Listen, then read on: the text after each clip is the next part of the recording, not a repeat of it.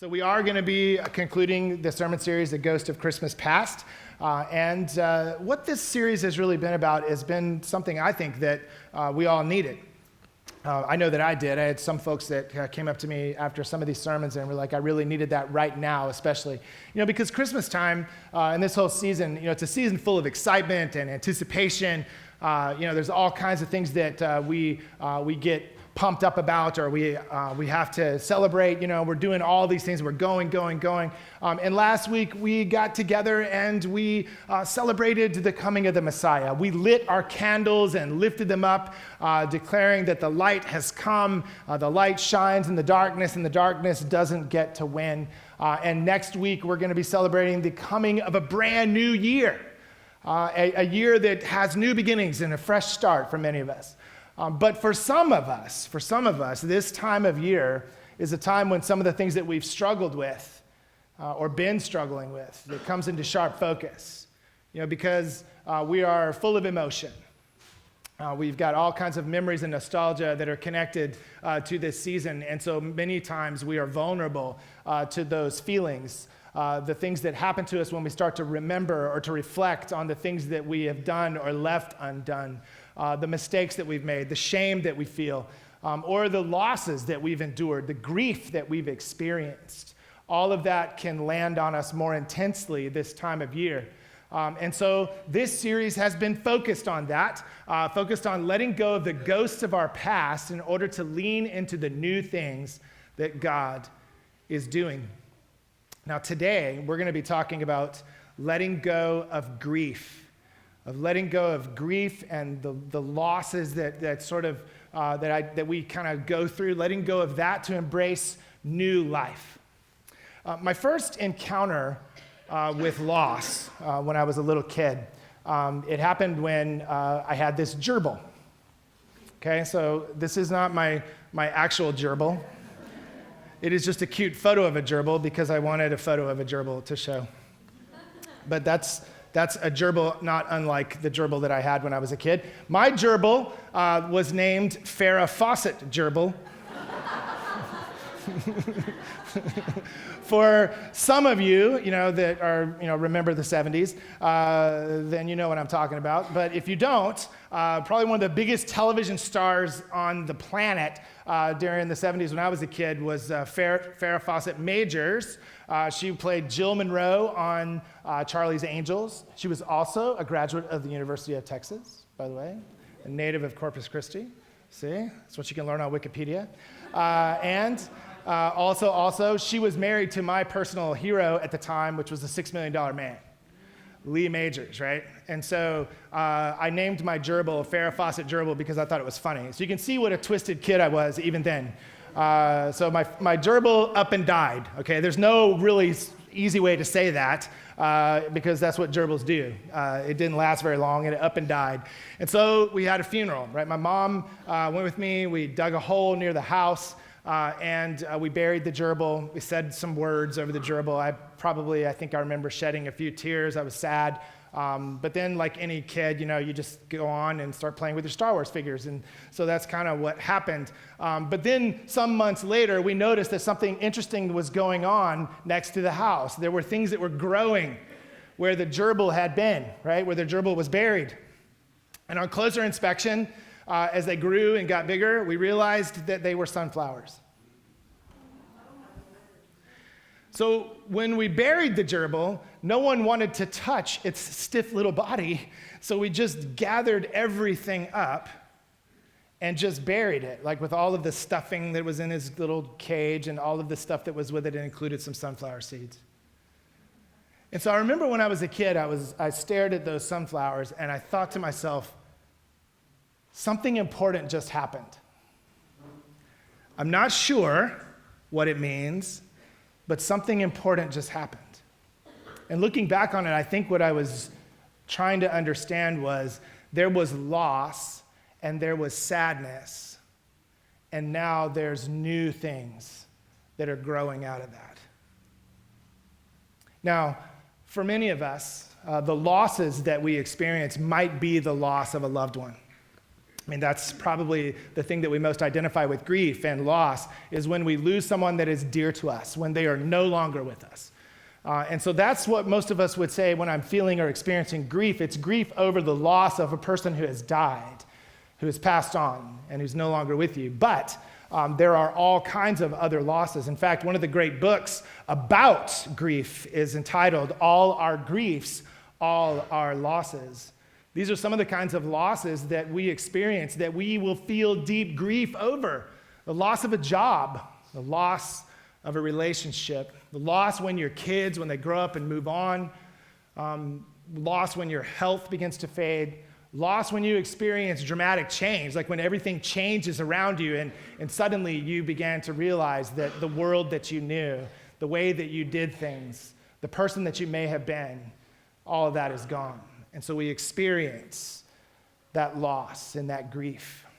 And for some of us, when Christmas happens, right, we sort of shove that stuff down. We put it into little compartments, right, because you've got to get stuff done at Christmas. You've got shopping to do. You've got plans to make. You've got dinners to attend, church functions. I mean, all the rest of it, right? So you move on adrenaline, and you just keep going, and you keep going. And then all of a sudden, Christmas is over, and you're sitting in your house and you look around at all of the decorations that you're going to have to put away. You realize that all those things that you bought, there's going to be a bill that will arrive in short order in the mail, and you're going to have to pay it, and you have to get back to work, and reality sets in. And all of a sudden you start to realize something, that no matter what was said on Christmas Eve about the light shining in the darkness and about transformation, the Messiah has come, and how there's a new year and there's new things going on, that all of a sudden you begin to realize nothing changed. So what happens when nothing happens?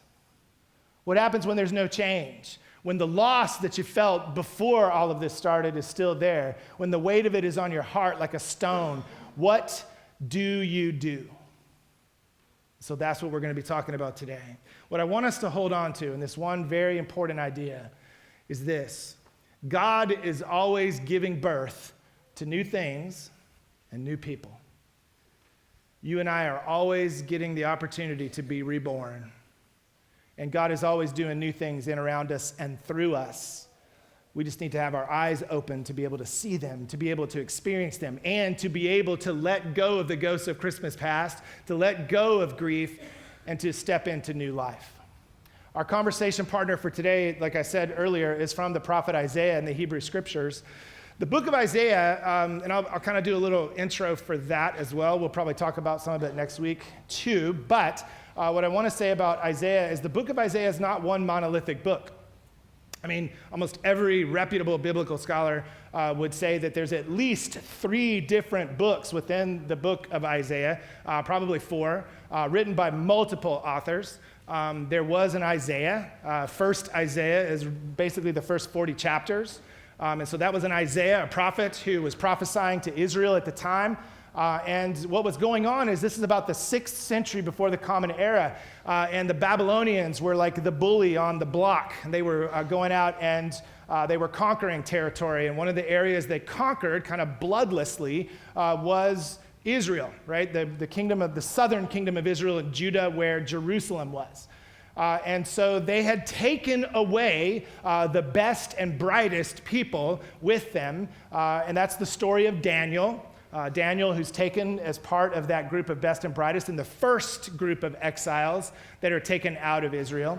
And so the king of Israel decides, I don't want to pay tribute to Babylon anymore. I don't like this. And so I'm going to try to figure out how to create some allies that can help me out. And so, of course, they go into an alliance with Egypt.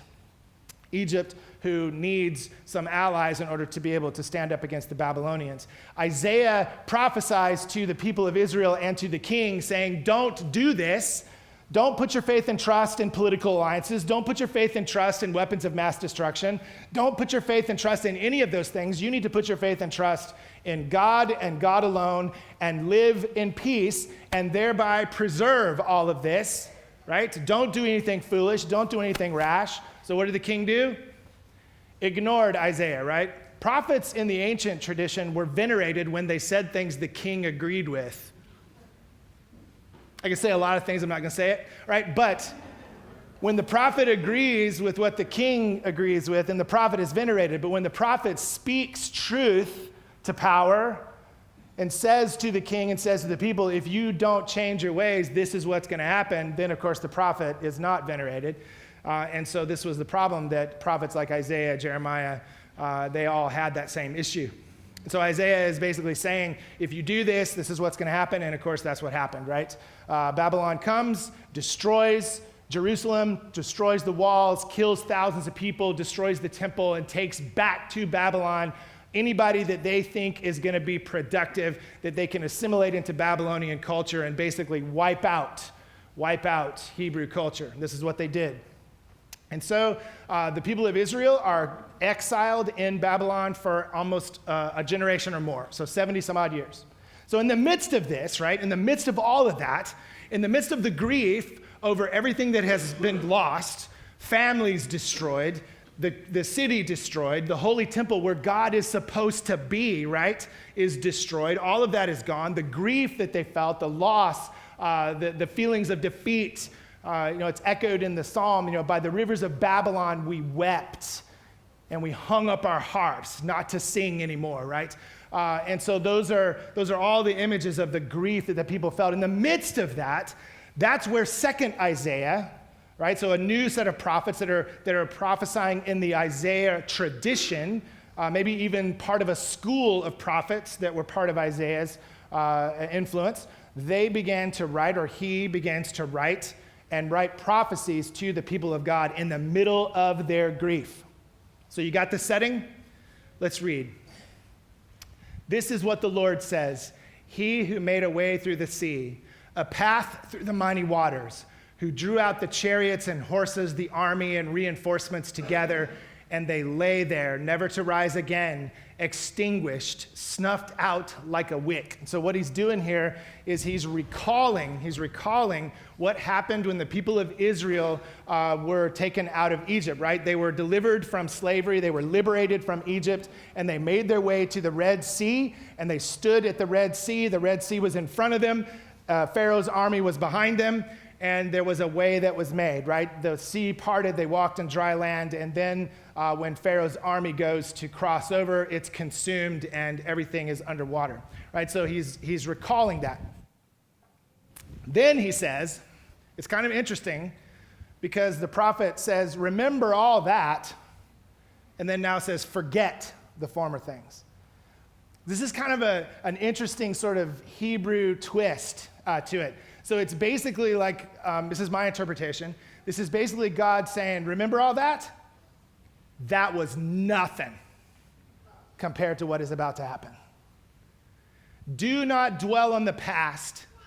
See, I am doing a new thing. Now it springs up. Do you not perceive it? I am making a way in the wilderness and streams in the wasteland. The wild animals honor me, the jackals and the owls, because I provide water in the wilderness and streams in the wasteland to give drink to my people, my chosen, the people I formed for myself, that they may proclaim my praise.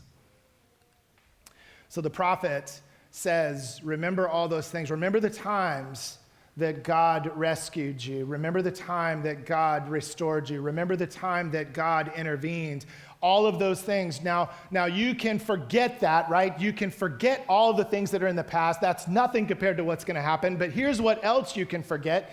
You can forget and put behind you the grief, the mourning, all the things that you've been doing and living in and dwelling in, because now there's a new thing that's about to happen. You're going to be returning. You'll return once again to your home. You'll return and you will be able to rebuild. I'm going to do something even more incredible. It seems hopeless now. It seems impossible now, but it won't be forever.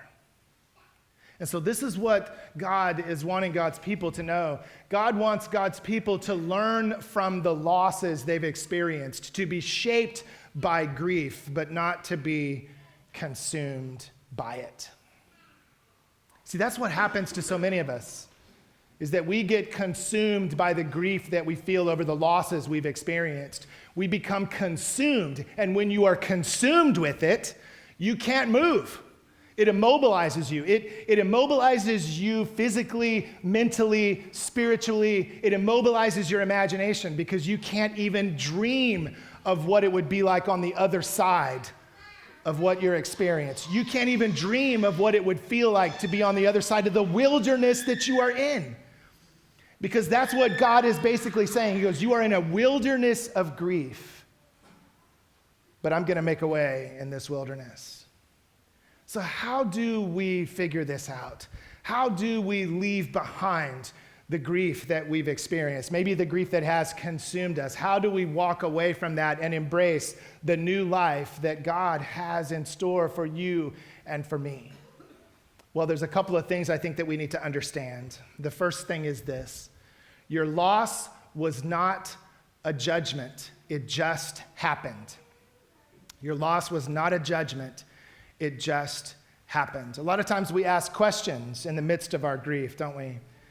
We ask questions like, what could I have done differently to keep this from happening? You know, maybe that's a question that you asked when you experienced grief and loss. Like, what could I have done? We internalize it, don't we? When we become consumed by it, we internalize it. We process it inside, because we're asking ourselves questions. What could I have done differently? I mean, is there something that I could have changed? Is there something that I could have done? And maybe even if it was with a loss of a person, a loved one, you say to yourself, if I could have done this differently, maybe that wouldn't have happened. Or I would have had more time with them if I had known. What could I have done differently? And then the question that many of us ask along with that is, what did I do to make this happen? Is there something that I did? Did I cause this? Am I to blame? The loss that I'm experiencing, the grief that I'm going through, is this somehow my fault? Which then may lead us to the question, why am I being punished for this, right? Why is God punishing me? Is there some sort of judgment that's involved here?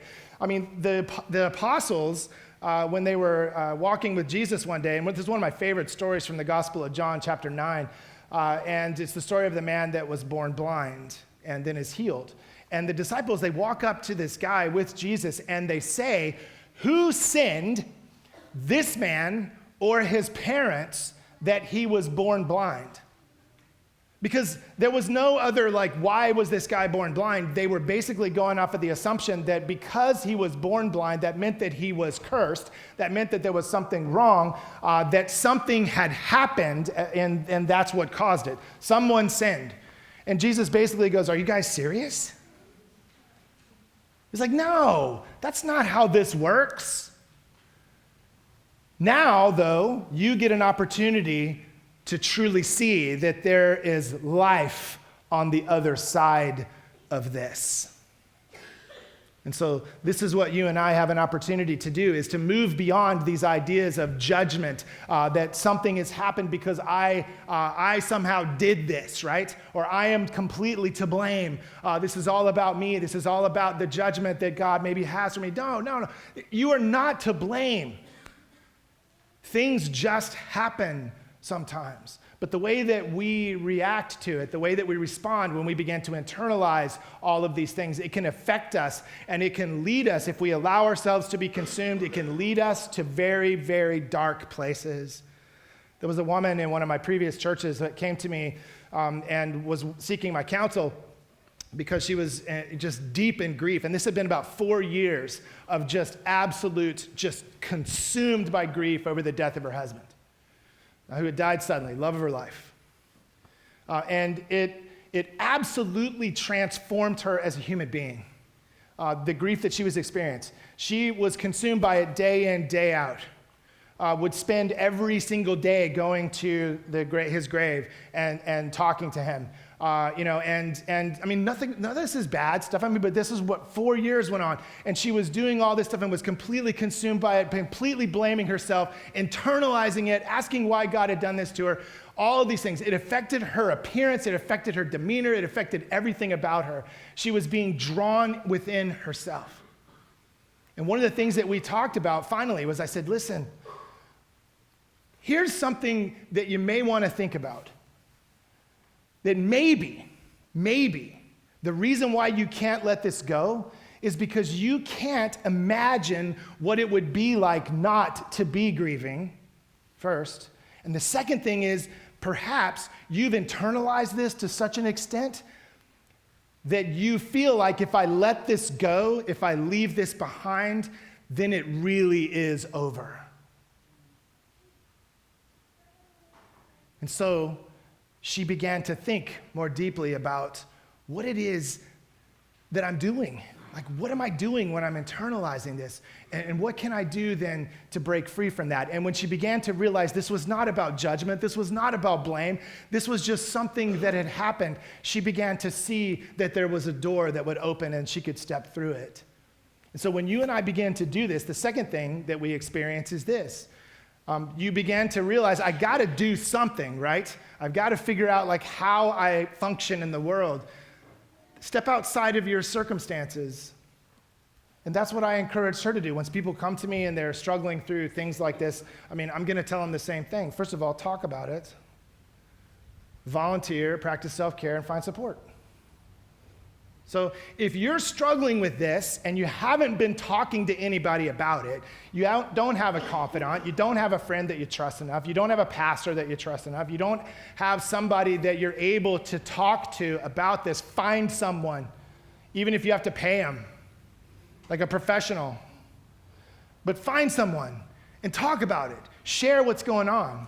And then volunteer. Like, get outside of yourself and go find a place to serve.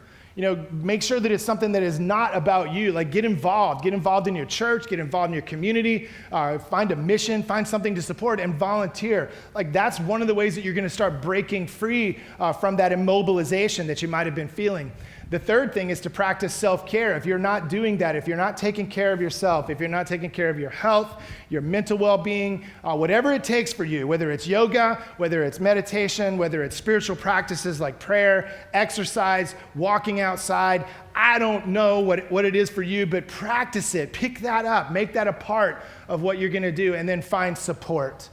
Be a part of a community of faith, perhaps, or a group of people that you know are going to support you. And this is exactly what happened. The lady that I was counseling, she started doing this, right? She found somebody to talk to, including me. She started volunteering. She became like one of our best volunteers. She volunteered for everything, especially when she retired from teaching. She'd been teaching for like 40 years. She retired, and then she started getting really involved in many of the missions in the church as well. And she started practicing self-care. She was taking care of herself, going to the gym, eating better. And then she found support. She had a group of ladies that surrounded her, her close friends. They went on trips, on significant anniversaries where she had felt really low. They came and they partied with her. You can't underestimate the value of having friends that will party with you on bad days. Or a family of faith that you know has got your back. I'm going to tell you something. I saw an unbelievable transformation in this woman. Am I right? An unbelievable transformation, physically, mentally, spiritually, every which way you could think of. She began to shine. And she didn't love her husband or miss him any less. And she still went to his grave, and she shared with him all the positive things, all the good things, all the joys. And she shed tears, and she laughed. But it changed her, because what she realized was that she could let go of that. She could let go of the grief, and it wouldn't mean that she let go of the memories. It wouldn't mean that she let go of all the things that were important to her. She let go of the grief and stepped into new life. She discovered that there were sunflowers growing where there had just been death. So you and I, we have this opportunity to let go of those ghosts of Christmas past, to let go of all of our griefs and all of our losses, to step into new life and new beginnings. Because God is always giving birth to new things and to new people. Let us pray.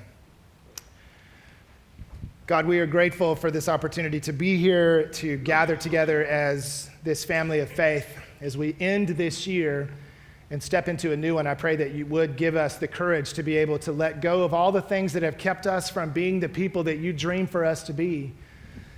And God, I pray that if there are any here today that are struggling with grief and still dealing with the aftermath of losses of all kinds and have been consumed by it, God, that you would set them free, you would give them a new imagination, that they would find new hope and new life.